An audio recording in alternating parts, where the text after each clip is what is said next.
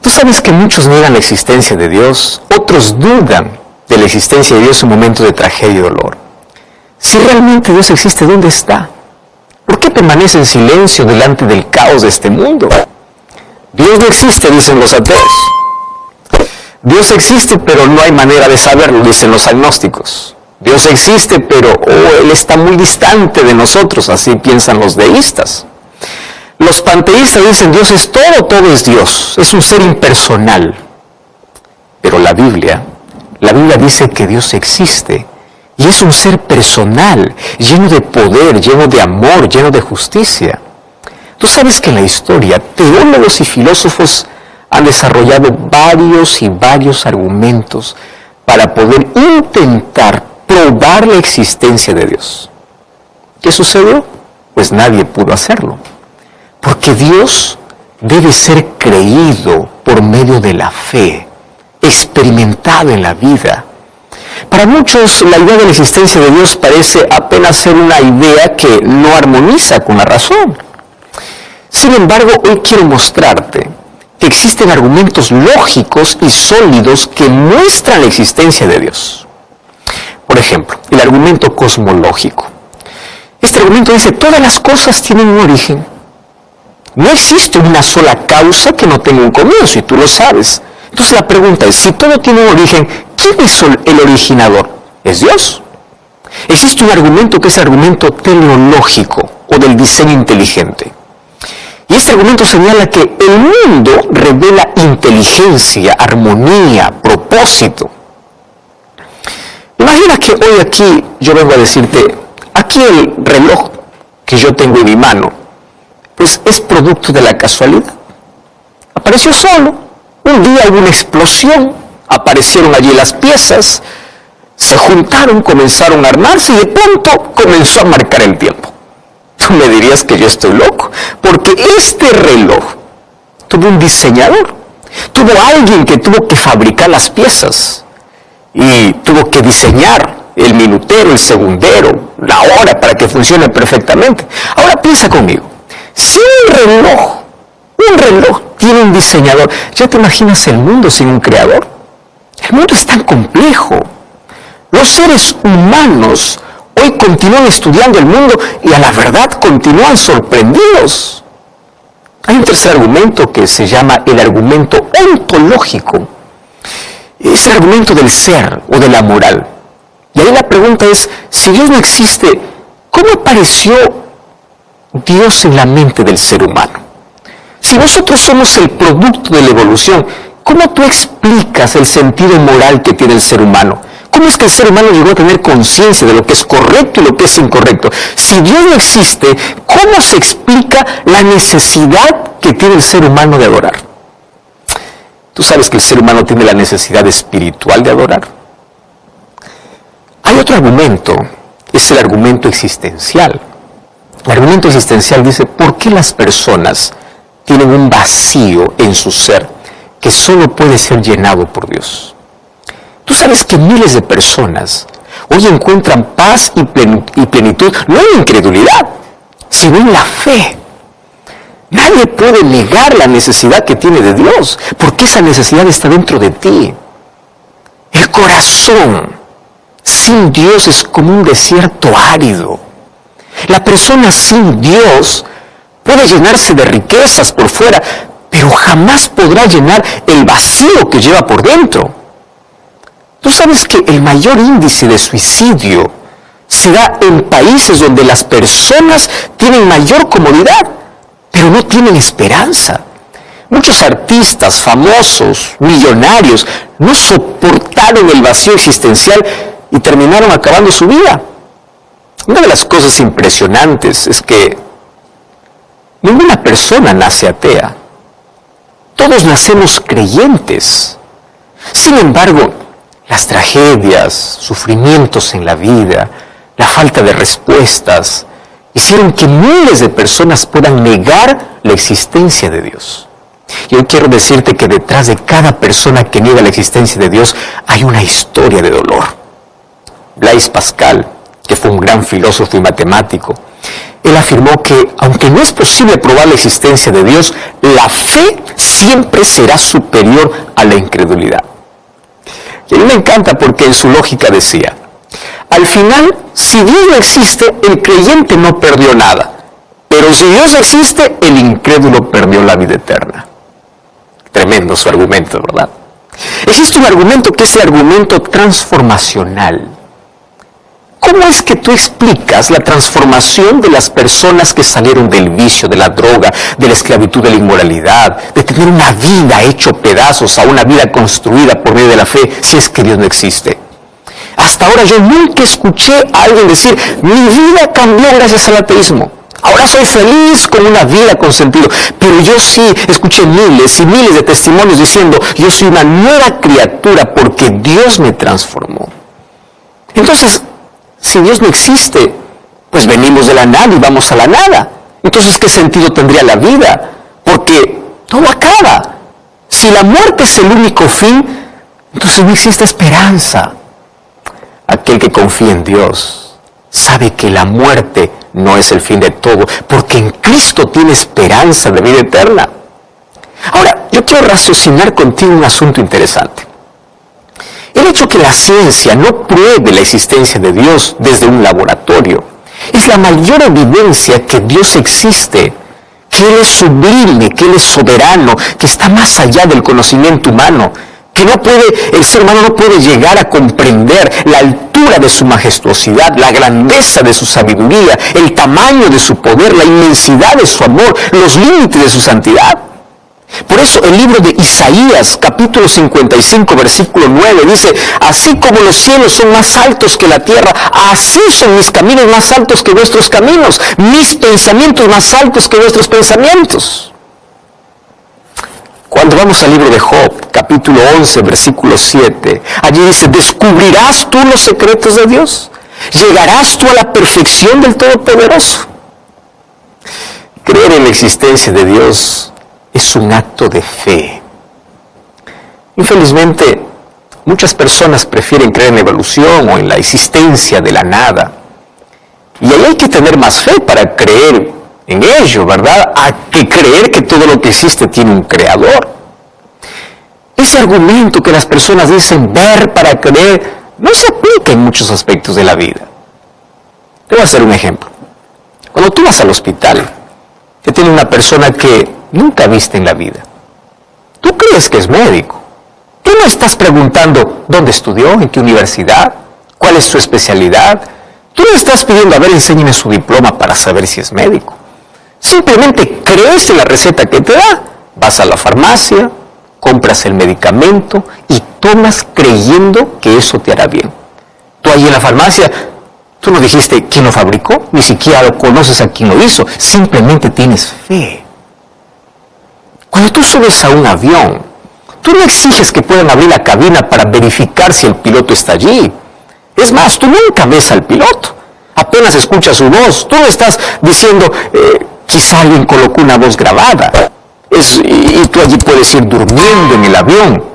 ¿Por qué? Porque tienes fe que hay un piloto que aunque no viste, tú crees que está allí en la cabina y te llevará a tu destino. En cambio, cuando se trata de creer en Dios, el ser humano siempre levanta preguntas y preguntas. Y quiero decirte que si quieres ver la gloria de Dios y experimentar su poder, tú primero tienes que creer. No es ver para creer, es creer para ver. Un día Jesús dijo a Marta, la hermana de Lázaro, cree y verás la gloria de Dios. ¿Sabes que Dios no se ha revelado a través de nuestros sentidos para que podamos verlo, tocarlo? Pero Él tampoco nos ha dejado sin evidencias de su existencia. Dios ha dejado huella por todo lado. La naturaleza es el primer libro abierto para hablarnos de la existencia de Dios. Contempla la belleza, la exactitud, la planificación ingeniosa. Tú puedes observar el orden en el universo, el movimiento, la velocidad, la temperatura, el sincronismo perfecto. Todo proclama que nada puede suceder por casualidad, que hay un diseñador inteligente que está detrás de todo, existe un creador. Cada vez que la ciencia abre una puerta, encuentra a Dios detrás de ella, pero no quiere reconocerlo. ¿Cómo negar la inteligencia y el poder de Dios escrito en cada detalle, en cada color, en cada perfección de la creación? Por eso David decía en Salmos 119.1 o Salmos 19.1, los cielos cuentan la gloria de Dios y el firmamento anuncia la obra de sus manos. Isaías capítulo 40. Qué tremendo es este texto. Versículo 26. Dice así: levantad en alto vuestros ojos y mirad quién creó estas cosas. Él saca y cuenta su ejército, a todos llama por sus nombres, ninguno faltará. Tal es la grandeza de su poder y el poder de su dominio. Y el verso 28 dice: ¿no has sabido, no has oído que el Dios eterno es Jehová, el que creó los confines de la tierra? No desfallece ni se fatiga con cansancio, y su entendimiento no hay quien lo alcance. Por eso es que Dios no puede ser comprobado por la ciencia. El ser humano es finito.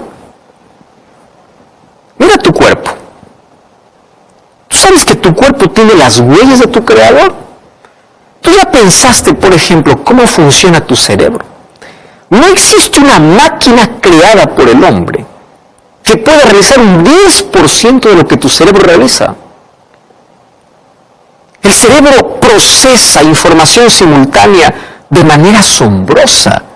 Registra colores, objetos que los ojos captan, graba la temperatura a tu alrededor, la presión de tus pies sobre el suelo, los sonidos que tus oídos captan, coordina las funciones de tu cuerpo, coordina la respiración, tu movimiento, procesa 1 millón de información por segundo.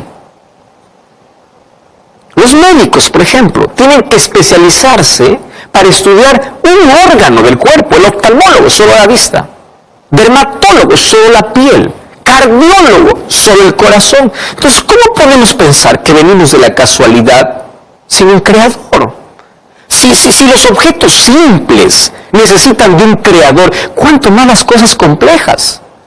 Por eso es que la Biblia comienza afirmando, allí en Génesis capítulo 1, versículo 1, que dice: en el principio creó Dios. La Biblia no comienza comprobando la existencia de Dios, sino afirmando que Él es el creador. Pero también la Biblia dice con total seguridad, Salmos capítulo 14, versículo 1, dice el necio en su corazón: no hay Dios. Porque hay tanta evidencia y no reconoce. Para muchos negar la existencia de Dios es ciencia. Para la Biblia es necedad.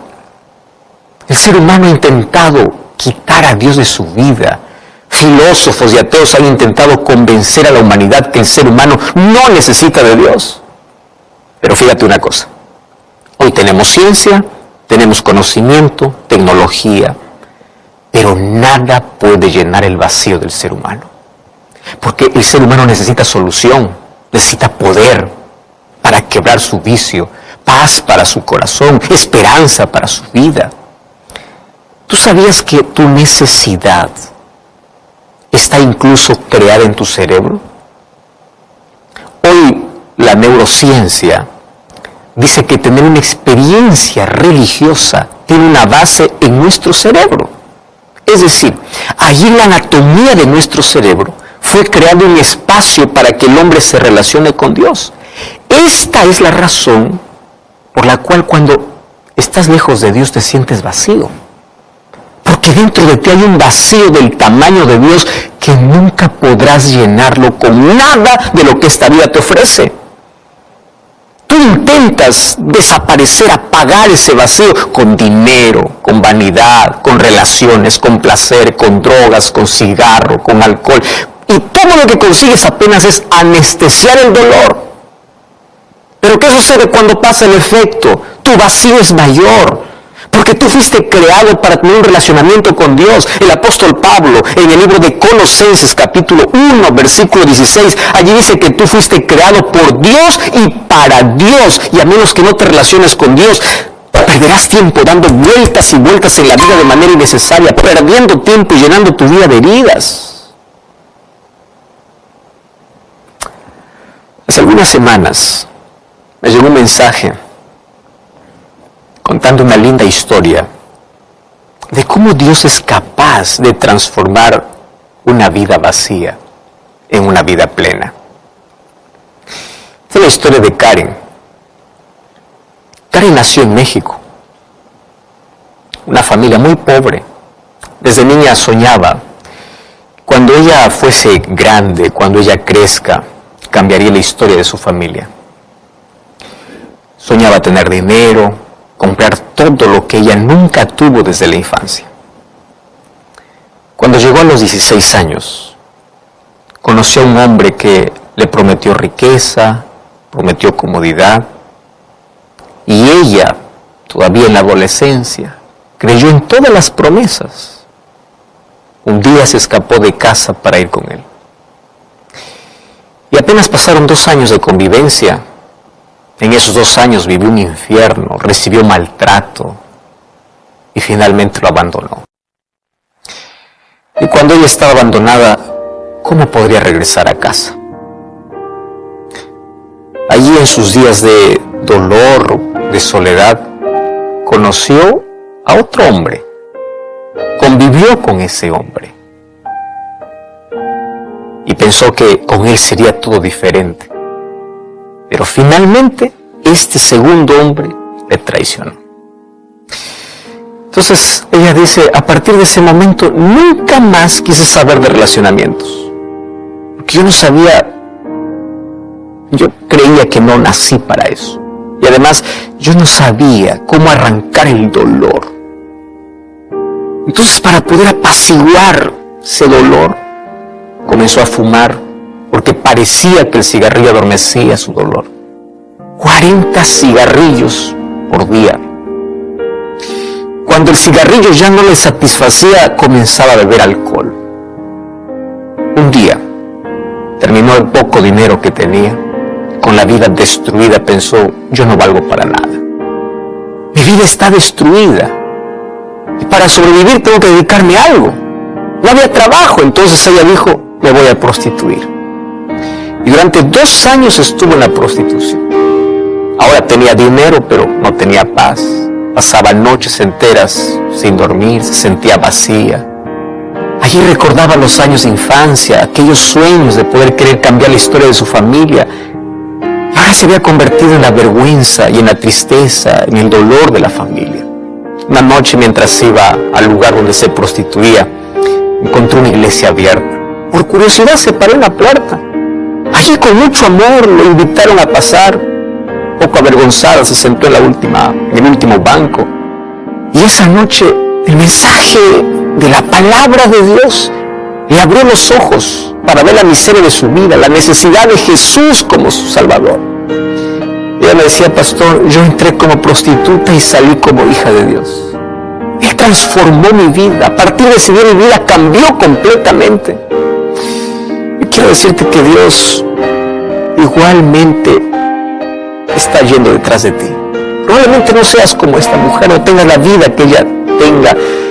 Mas hace mucho tiempo tú sabes que Dios está detrás de ti. Tú ya caminaste por lugares muy distantes, ya llenaste tu vida de heridas. Hoy te invito a tener un encuentro con la vida, a salir del terreno de la incredulidad, a dejar tu desierto de soledad, donde estás muriendo lentamente, a dejar tus dudas, a dejar tus sueños marchitados, a dejar tu vida vacía. Hoy puedes aferrarte a la vida. ¿Y quién es el único que puede reconstruir tu vida destruida? ¿Quién es el único que tiene poder para libertarte de la esclavitud del vicio? ¿Quién es el único que puede darte paz, la paz que estás buscando toda la vida? ¿Quién es el único que puede apagar la sed de tu alma? Es la fuente de vida que es Dios. Tú eres un grano de arena perdido en el mar. Dios te ama mucho y tiene planes para ti. Él sufre contigo en tu dolor. Él te acompaña en la soledad. Él te abraza. Y a partir de hoy quiere relacionarse contigo. Hoy te invito a conocer a Dios a través de la palabra de Dios, a través de la oración. ¿Estás dispuesto a aceptarlo? Ora conmigo. Querido Dios, miles de personas en este momento están dejando la incredulidad para pasar al terreno de la fe. A partir de hoy queremos que Jesús sea la mayor realidad de nuestra vida. Queremos creer en Dios, aun cuando la oscuridad de la noche nos haga pensar otra cosa, aun cuando no tengamos todas las respuestas. queremos tener un relacionamiento vivo contigo. Queremos que Jesucristo sea la mayor realidad y te aceptamos como nuestro Salvador personal. Entra en nuestro corazón. Colocamos nuestra vida en tus manos. En el nombre de Cristo Jesús. Amén. Gracias por acompañarme en este programa. Grande, grande abrazo para ti. Visita una iglesia adventista el séptimo día. Y recuerda que la verdad te da libertad y te prepara para la eternidad.